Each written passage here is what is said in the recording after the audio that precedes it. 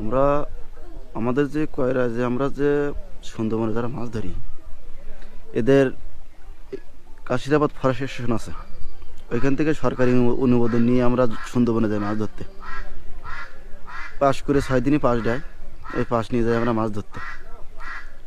মাছ ধরতে এখন তো এই এই ভাটার ওই যে একটা দেখেন উপরে জঙ্গলের উপরে একটা ছোটো একটা নামা আছে, ওই নামার ভিতরে যে আমরা জাল পাতি দিয়ে আসি।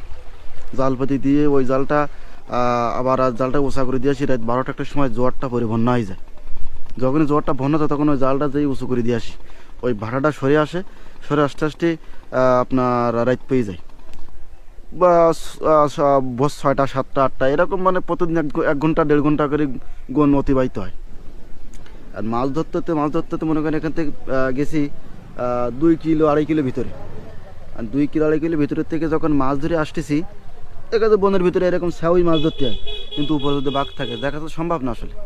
আর যখনই মাছ ধরতে তো আসতেছি, নৌকার নিকটবর্তী চলে এসে এই মাথাটা ব্যথা করছে, উঠে দাঁড়াইছি। দাঁড়ায় আমি এরকম তাকাইছি, তাকাই দেখি যে বনের ভিতরে বাঘ। কিন্তু আমি যে ওখান থেকে সর্বশরী যে এক সাইডে চাপ যাবো, কিন্তু সে সুযোগ আমার দেয়নি সে। আর যখনই আমি দেখছি তখনই ও লাফ দিছে।